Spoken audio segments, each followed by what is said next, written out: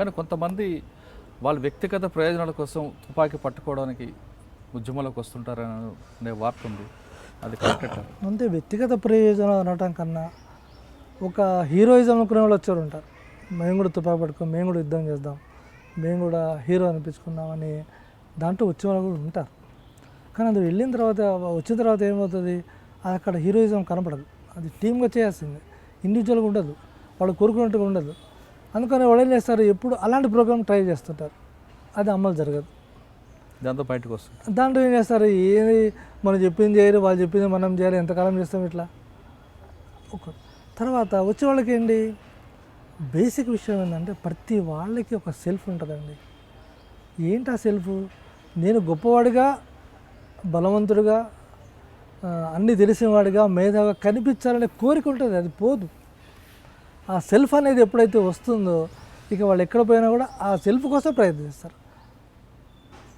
నేను రామకృష్ణ గురించి అదే చెప్తుంటాను, స్వార్థం. ఎందుకు స్వార్థం వస్తుంది మనకి, మనమే గొప్ప, అన్ని పోస్టులు మనకే ఉండాలి, ఎవడు రాకూడదు, వస్తే వాడు పైకి వచ్చేస్తాడు. కాబట్టి ఎదురు తిరిగాడు, క్వశ్చన్స్ వేస్తున్నాడు, 4-5 క్వశ్చన్లు భరిస్తావు, ఎక్కువ క్వశ్చన్లు వచ్చేసరికి నువ్వు భరించడం ఆన్సర్ చేయలేవు. ఎంతోమంది క్లాసులు చెప్పేటప్పుడు టీచర్లు, మన రాష్ట్ర నాయకులు, కేంద్ర నాయకులు క్లాసు బయటకు వస్తారండి స్టూడెంట్స్ ఆన్సర్ చెప్పలేక. ఎందుకు చెప్పలేక, అంత స్టఫ్ మన దగ్గర లేదు, అడిగే ప్రశ్నల సైడ్ జాబ్ చెప్పలేక టీచర్స్ బయటకు వచ్చేసారు. మనం అలా క్వశ్చన్ వేసిన వాళ్ళందరినీ గుర్తుపెట్టుకొని వీడు ఇంత ఎనిమిటిక్గా ఉన్నాడు ఏంది అనుకోవటం, వాళ్ళని అలాగ ట్రీట్ చేసరికి ఏమవుతుంది, క్రమక్రమంగా వాళ్ళ మధ్య వైలరీ వచ్చేస్తుంది, కోపాలు వచ్చేస్తాయి. కోపాలు వచ్చేప్పుడు వాళ్ళు వీళ్ళని లెక్క చేయరు, నాయకత్వం లెక్క చేస్తే మమ్మల్ని లెక్క చేయడం వీలు అవుతుంది, అట్లా సప్రెస్ అవుతున్నారు. అట్లా క్యాడరు చాలా బాధపడుతున్నారు, చాలా సప్రెస్ అయిన వాళ్ళు, వెళ్ళిపోయిన వాళ్ళు ఉన్నారు. నాకు చాలామంది కలిశారు, ఉన్నప్పుడే బాధపడుతున్నప్పుడు చెప్పారు, కన్నీళ్ళతో చెప్పారు, అన్నా ఇట్లా చేస్తారు, ఏం చేయాలి, మనం ఏం చేస్తాం, మనం ఏం చేయలేం. అలా ఏంటంటే ప్రతి వాళ్ళకి ఒక సెల్ఫ్, స్వప్రయోజనం అంటే ఏంటి, తినటము, డబ్బులు దాచుకోవడం కాదు, పేరు ప్రతిష్టలు. ఇప్పుడు అలెగ్జాండర్ యుద్ధం చేశారంటే ప్రపంచానికి పేరు కావాలి, జూలియస్ పేరు కావాలి, మనకు అలాగే కావాలి, మన లీడర్షిప్ కూడా బలంగా ఉంది. ఓకే, అంటే ఉద్యమం బలహీనపడడానికి మీరు చెప్తున్న కొన్ని కారణాలతో పాటు టెక్నాలజీ కూడా ఒక కారణం అని అనుకోవచ్చా? టెక్నాలజీ కూడా ఒక కారణం. టెక్నాలజీ అది మెయిన్ రీజన్. యాక్చువల్గా మనం చాలా పాతకాలం, చైనీస్ కాలం పోయింది, చైనీస్ విప్లవ కాలం ముగిసిపోయింది.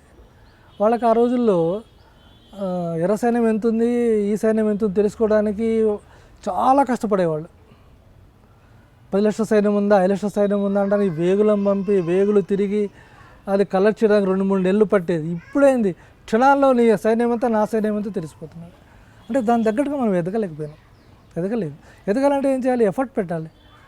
మన చుట్టూ ఉన్నదే సరిపోతున్నది, దానికి మనుషులను కేటాయించాలి, మనుషులను పంపాలి, అది ట్రైనింగ్ ఇవ్వాలి. అంతేకాకుండా సెల్ ఫోన్లు వాడడం కూడా ఒక ప్రధాన కారణం అని వస్తుంది.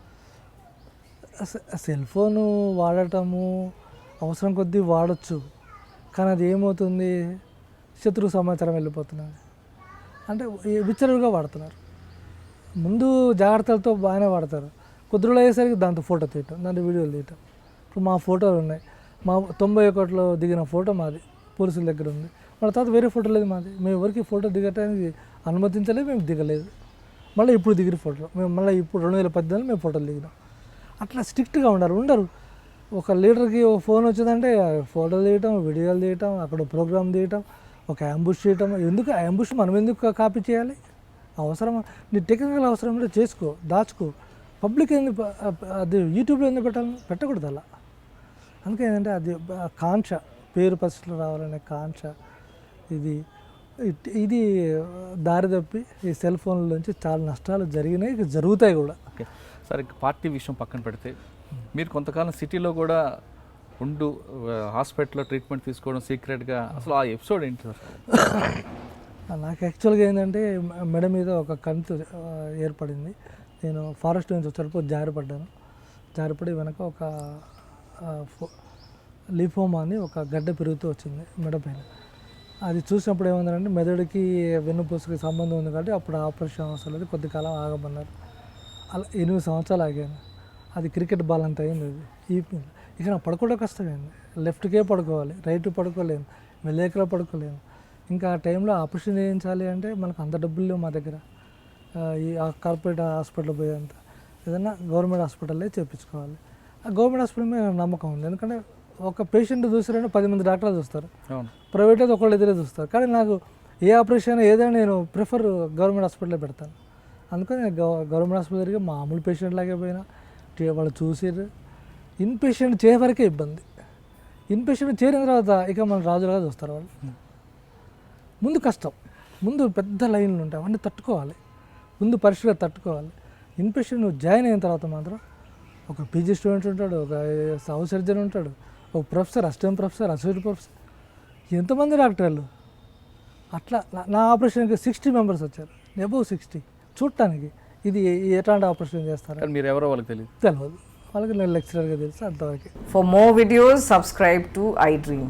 And loads of fun entertainment and content, do watch iDreams. Do subscribe iDream Media. దయచేసి ఐ డ్రీమ్స్కి మీరు సబ్స్క్రైబ్ చేయాల్సిందిగా నేను కోరుతున్నాను. I am Dr. Nayak, DT Nayak. For more videos, please subscribe to iDream. Please subscribe iDream News. Please subscribe iDream. Please subscribe iDreams. మీరు చూస్తున్నారు iDream News.